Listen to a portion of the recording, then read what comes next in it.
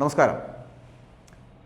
ഉസ്ബെക്കിസ്ഥാനിൽ ജനിച്ച മതഭ്രാന്തനും കൊള്ളക്കാരനും കൂടാതെ സ്വർഗാനുരാഗിയുമായ ഒരു വൈദേശിക ആക്രമണകാരി ഏകദേശം 1528 ഭാരതത്തിൻ്റെ ആത്മാവായ ഭഗവാൻ ശ്രീരാമചന്ദ്രൻ്റെ ജന്മഭൂമിയിലെ ജന്മസ്ഥാൻ ക്ഷേത്രം തകർത്തവിടെ ഏതാനും മിനാരങ്ങൾ പണിതു. ഇത് രഞ്ജിത്ത് ഗോപാലകൃഷ്ണൻ അദ്ദേഹത്തിൻ്റെ ഫേസ്ബുക്ക് പോസ്റ്റിൽ ഇത്തരത്തിൽ പറയുന്നുണ്ട്. നൂറ്റാണ്ടുകളോളം ഞങ്ങൾ ഹിന്ദുക്കൾ അത് വീണ്ടെടുക്കുന്നതിന് വേണ്ടി പൊരുതി. ലക്ഷക്കണക്കിന് രാമഭക്തർ തങ്ങളുടെ ജീവനുകൾ അതിനായിട്ട് ബലി നൽകുകയും ചെയ്തു. ഒടുവിൽ കൊടിയ അപമാനത്തിൻ്റെ ആ മകുടങ്ങൾ 1992 ആത്മാഭിമാനികളായ രാമഭക്തരുടെ രോഷത്തിന് മുൻപിൽ നിലംപൊത്തി. അല്ല, ഞങ്ങൾ മണ്ണ് കപ്പിച്ചു എന്ന് വേണമെങ്കിൽ പറയാം. എന്നിട്ടും ആ സ്ഥലത്തിൻ്റെ അവകാശം നേടിയെടുക്കാൻ പരമോന്നത നീതിപീഠത്തിൻ്റെ കോടതിയുടെ വിധി വരെ ഞങ്ങൾ ക്ഷമയോടെ കാത്തിരുന്നു എന്നുകൂടി പറയുന്നു. കോടതി ഉത്തരവും വാങ്ങി ഞങ്ങളാകുന്ന ഭക്തജനങ്ങൾ അവർ തന്നെ പിരിവിട്ട് മനോഹരമായ ഒരു ജന്മസ്ഥാൻ മന്ദിരം അവിടെ പണിതുയർത്തുകയാണിപ്പോൾ. അതിൽ സർക്കാരിൻ്റെ കാശൊന്നുമില്ല, ടാക്സ് നൽകുന്നവരുടെ കാശുമില്ല. അവിടെ ഭക്തരെ എതിർത്ത ആരുടെയും കാശില്ല, അധ്വാനവുമില്ല. ആകെ ഉള്ളത് ഈ ഭക്തജനങ്ങൾ അവർ പിരിവിട്ട പണം മാത്രമാണ് അവിടെ ഉള്ളത്. ഞങ്ങളുടെ സ്ഥലം, ഞങ്ങളുടെ പണം, ഞങ്ങളുടെ അമ്പലം, അതാണ് അയോധ്യയിലെ ക്ഷേത്രമെന്ന് പറയപ്പെടുന്നത്. അതിനാൽ അവിടെ ഈ ക്ഷേത്രമുയരുമ്പോൾ, പ്രാണമന്ത്രങ്ങൾ മുഴങ്ങുമ്പോൾ അത് കാണാൻ ഞങ്ങളാകുന്ന ഭക്തജനങ്ങൾ ഞങ്ങൾക്കിഷ്ടമുള്ളവരെ വിളിക്കും എന്നുകൂടി പറയട്ടെ. ഇഷ്ടമില്ലാത്ത ചിലരെയും വന്നിരുന്ന് വെറുതെ അസൂയപ്പെടാൻ വേണ്ടിയും വിളിക്കും. ചിലപ്പോൾ ചിലർ വരുമായിരിക്കും, ചിലർ വരില്ലായിരിക്കും. അതുപോലെ പണി മുഴുവൻ പൂർത്തിയാക്കിയോ അല്ലെങ്കിൽ പണി പൂർത്തിയാക്കാതെയോ ചിലപ്പോൾ ഞങ്ങൾ പ്രാണപ്രതിഷ്ഠ തന്നെ നടത്തിയെന്ന് വരും. പിന്നെ രാഷ്ട്രീയമായി ഞങ്ങളുടെ ജനതയെ അവരുടെ ആത്മാഭിമാനം ഉയർത്താൻ ഇത് ബോധിപ്പിക്കും വിധം ഞങ്ങൾ തന്നെ രാജ്യമെങ്ങും അക്ഷതം വിതരണം ചെയ്യും, വിളക്കം തെളിയിക്കും. ഇനി നാളെ ഈ തിരഞ്ഞെടുപ്പ് വരുമ്പോൾ ഇത് ഞങ്ങളുടെ നേട്ടമായി കൊണ്ട് ആറാടുകയും ചെയ്യും. ഇതിനൊക്കെ നിന്നോടൊക്കെ ചോദിക്കണോടോ കമ്മികളെ എന്നുകൂടി ചോദിക്കേണ്ടി വരുന്നു.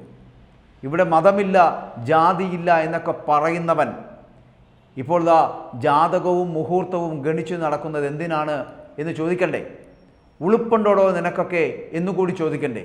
ഞങ്ങൾ പണിയുന്നത് ഞങ്ങളുടെ ഭഗവാന്റെ ക്ഷേത്രമാണ്. അത് മുൻപ് തകർത്തവരുടെ കയ്യിൽ നിന്നും നിയമപരമായി തന്നെ തിരിച്ചു പിടിച്ച ആ മണ്ണിലാണ് ഞങ്ങൾ ക്ഷേത്രം പണിയുന്നത്. പഴയ ചെയ്തികൾക്ക് പ്രതികാരമായി ഞങ്ങൾ ആരുടെയും ആരാധനാലയങ്ങൾ കവർന്നെടുത്തിട്ടില്ല, ആക്രമിക്കാറില്ല, അവർക്കെതിരെ തിരിയാറില്ല, കൈവെട്ടുമെന്ന് ഭീഷണിപ്പെടുത്താറുമില്ല. പിന്നെ ഇങ്ങോട്ട് വന്ന് ഞൊട്ടിയാൽ ഒരുത്തനും വന്ന മാതിരി തിരികെ പോവുകയുമില്ല എന്നുകൂടി പറയേണ്ടിയിരിക്കുന്നു. അതെത്ര നൂറ്റാണ്ടുകൾ കഴിഞ്ഞായാലും ശരി, പണി ഞങ്ങൾ തീർത്ത് കൊടുക്കുക തന്നെ ചെയ്യും. മാത്രമല്ല, മറിച്ച് അന്യമതങ്ങളെയും വിശ്വാസങ്ങളെയും ഞങ്ങൾ മാനിക്കാറുണ്ട് എന്നുകൂടി പറയട്ടെ. ഒരു പ്രീണനവുമില്ലാതെ ഞങ്ങൾക്ക് ഞങ്ങളുടെ വിശ്വാസം, നിങ്ങൾക്ക് നിങ്ങളുടെ വിശ്വാസം എന്ന് പറഞ്ഞ് അല്ലാതെ എല്ലാവരും ഞമ്മൻ്റെ ദൈവത്തെ ഭജിച്ചോളണമെന്ന് ഞങ്ങൾ ആരോടും പറയാറില്ല എന്നുകൂടി പറയാൻ ആഗ്രഹിക്കുകയാണ് എന്ന് ആ പോസ്റ്റ് പറഞ്ഞു വെക്കുകയാണ് രഞ്ജിത്ത് ഗോപാലകൃഷ്ണൻ. ഇങ്ങോട്ട് വന്ന് പറയാനും ആരും മിണക്കെടണ്ട, കേട്ടല്ലോ. ഞങ്ങളുടെ ലക്ഷക്കണക്കിന് ക്ഷേത്രങ്ങൾ അതങ്ങ് കാശ്മീരം മുതൽ ഇങ്ങ് കേരളം വരെ ഈ അന്യമത വിദ്വേഷികളായിട്ടുള്ള മതഭ്രാന്തന്മാർ മുമ്പ് തകർത്തിട്ടുണ്ട്. അതിൽ 2 കൂടി മാത്രമാണ് ഞങ്ങൾ തിരികെ ചോദിക്കുന്നത് എന്നുകൂടി പറയുകയാണ് ഇവിടെ. അത് കാശിയും മധുരയുമാണ്. അത് മാന്യമായി തിരികെ തരിക, അല്ലെങ്കിൽ അതും ഞങ്ങൾ നേടിയെടുക്കും, എത്ര കാത്തിരുന്നാലും ശരി. അത് പക്ഷേ ഞങ്ങൾ നിയമപരമായി തന്നെയാണ് കൈകാര്യം ചെയ്യുന്നത് എന്നുകൂടി പറയട്ടെ. തൽക്കാലം അയോധ്യ കണ്ടാരും പനിക്കാൻ വേറെ സമയം തരാമെന്നുകൂടി ഈ രഞ്ജിത്ത് ഗോപാലകൃഷ്ണൻ എന്ന് പറയപ്പെടുന്ന വ്യക്തി അദ്ദേഹത്തിൻ്റെ ഫേസ്ബുക്ക് പോസ്റ്റിൽ കുറിച്ചു വെക്കുന്നുണ്ട്. വർഷങ്ങൾക്ക് മുമ്പ് സംഭവിച്ചു എന്ന് പറയപ്പെടുന്ന പഴയ മിനാരങ്ങൾ തകർത്ത ഓർമ്മയിൽ ആ മിനാരങ്ങൾ 1992 ഡിസംബർ 6 ഒരു തണുത്ത പ്രഭാതത്തിൽ അത് ഇടിഞ്ഞ് തകർന്ന് വീഴുമ്പോൾ ആരും കരുതി കാണില്ല ഇതാ ഇവിടെ 2024 ജനുവരി 22 തണുത്ത പ്രഭാതത്തിൽ അവിടെ രാമക്ഷേത്രം പണിയുകയും അത് ഉയരുകയും ജനങ്ങളുടെ സ്വപ്ന സാക്ഷാത്കാരം സംഭവിക്കുകയും നടക്കുകയും ചെയ്യുമെന്ന് ചിലപ്പോൾ ആരും പ്രതീക്ഷിച്ചിരിക്കില്ല. പറഞ്ഞതൊക്കെ ചെയ്യാൻ കഴിയുകയും ചെയ്യണമെന്ന് ആഗ്രഹിക്കുകയും ചെയ്ത് നിയമപരമായി നേടിയെടുത്ത വ്യവസ്ഥിതിയിലൂടെ ആ സംവിധാനത്തിലൂടെ മുന്നോട്ട് പോകുന്ന ഒരു സമീപനമാണ് ഞങ്ങൾ ഉണ്ടാക്കിയെടുക്കുന്ന ക്ഷേത്രമെന്ന് ഇന്ന് ഹിന്ദു വിശ്വാസികൾ അല്ലെങ്കിൽ ഹിന്ദുക്കളെന്ന് പറയപ്പെടുന്ന ഒരു വിഭാഗം ജനങ്ങൾ അവരവരുടെ ദൈവത്തെ പൂജിക്കുന്നതിന് വേണ്ടി കെട്ടിയുണ്ടാക്കുന്ന ആ അമ്പലത്തിലേക്ക് എന്തിനാണ് വെറുതെ അലോസരങ്ങൾ ഉണ്ടാക്കാൻ വേണ്ടിയിട്ട് മാത്രം അന്തംകമ്മികൾ പ്രവർത്തിക്കുന്നത് എന്നുള്ളത് ഒരു യാഥാർത്ഥ വസ്തുതയാണ്. ആ യാഥാർത്ഥ്യത്തിൽ നിന്ന് പിന്മാറേണ്ടത് നിങ്ങൾ തന്നെയാണ് കമ്മികളെ എന്നുകൂടി പറയേണ്ടി വരുന്നു.